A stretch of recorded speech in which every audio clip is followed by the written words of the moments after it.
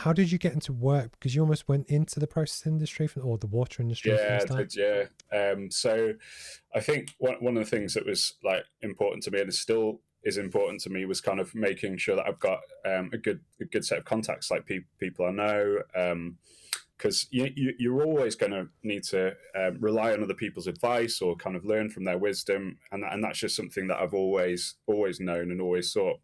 And so I'd actually done kind of a bit of work with a company. I think it was during the summer vacation from kind of after my Hmm. second year, Hmm. and I worked for this guy Tel, who's got an engineering cost consultancy called Aqua Consultants, based down in Bradford. And I did some work for him. And then just when I was coming towards the end of uni, I just picked up the phone and was like, I'd love to come and work for you. Have you got any jobs? And he was like, actually, do you know what? I might have something. So I met up with him for coffee, and he was like, "How much do you want to be paid?" And then I was like, "Oh man, I wasn't expecting this." So I pitched it, and he was like, "Oh yeah, that seems fine." And I was like, "Oh, flipping heck, I've gone in too low." But you know what? It was a great, like, that time at Aqua Consultants was so good because Tel's an entrepreneur. He set up numerous businesses, and I learned a lot from him about kind of what it means to set up a business, what it means to run a business. Because within about 2 years, I think it was, he put me in charge of kind of the Northeast division of Wow. their organization, and I managed to kind of double the turnover of that business, and I just learned so much from Tel. Yeah, so that's Well, but I, what's interesting though is just with, so I ironically also started my career in the water industry. So I was okay. working for Kia Construction, Hmm. and in the Northwest they had something which, well, it was called KMI Water, then it was called KMI Plus, but Yeah, it was Rivington Wastewater Treatment Works, which is right. nearer to where I kind of grew up. And it was just, for me, it was learning project management and managing Mm, subcontractors. And my mentor was the project manager on site, a guy called Paul Martin. And one of the things that he told me, which I still do today, was I have a little workbook. And it's the fact that I keep track of stuff. But what I'm really mhm. fascinated by your kind of story is the fact that almost from the start, it sounds like you wanted to go the business route and you viewed it as a Yeah. business, as opposed to, if I'm honest, I viewed it as a job to do the best job, to climb the standard ranks. And I didn't really twig on the business side of things until much later on. So it sounds like that was always kind of part of your journey.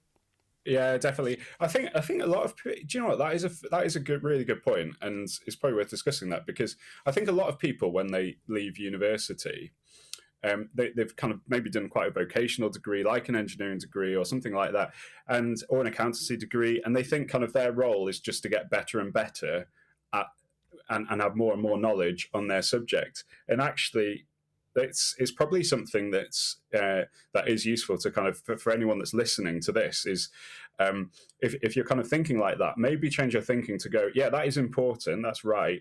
But if you're wanting to kind of get into business leadership, Hmm. or if you're wanting to kind of lead an accountancy firm or lead practice or lead kind of engineering, actually it's the two of the things that are most important alongside your knowledge are kind of really good sound commercial understanding.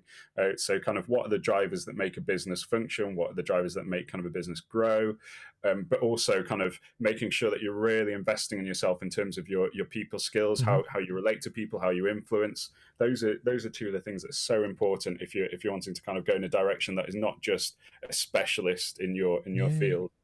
But because the thing that I always find quite funny is that with, when you're at uni or even when you're in education, it's always about get the best grades you can. And in Yeah, theory, someone that gets a first is better than someone that gets a 2-1, who's better than someone that gets a 2-2, on paper. yeah. But the truth is, as soon as you kind of get your job, you need to be good enough that you understand stuff. But actually, I much prefer to have someone that has a 2-1 but has some good banter about them, that they can talk to people and bounce ideas off them and bring people together, and you find gaps and stuff. But you don't get taught that. The point is, I completely agree with you, is that often Yeah, it's if you've got a bit of nous about you, it makes such a huge, massive difference yeah, if you've definitely. also have the technical stuff. I think it's weird. It's weird actually that isn't a thing that just gets like people get told about really.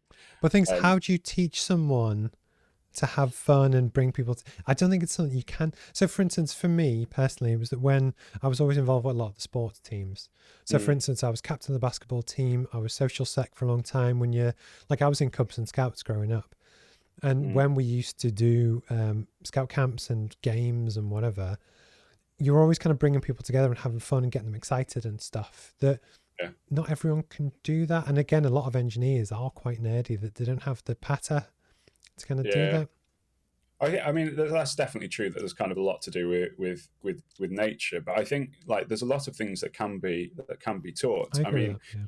one of the things that I like to be able to do is to provide kind of coaching to Hmm. kind of some of our senior leaders to try and help them just develop, because even people who are naturally quite good at it, you still need to kind of give them pointers, right? Because no one stops learning. So um, but I think it's you're right. There is a lot to do with nature. I think there's a lot to do with nurture. But I guess the point is, if people aren't telling people from a young age, actually these are just really important skills that you will need if you're wanting to do this, Hmm. then people kind of just walk blindly into kind of a career where they're not prepared I agree with that. for kind of that. And so I think those conversations just need to be being had at education levels.